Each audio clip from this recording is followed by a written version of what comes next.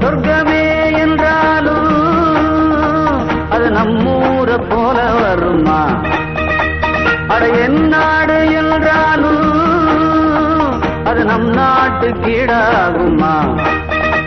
பல தேசம் முழுதும் பேசும் மொழிகள் தமிழ் போல் இனித்திடுமா?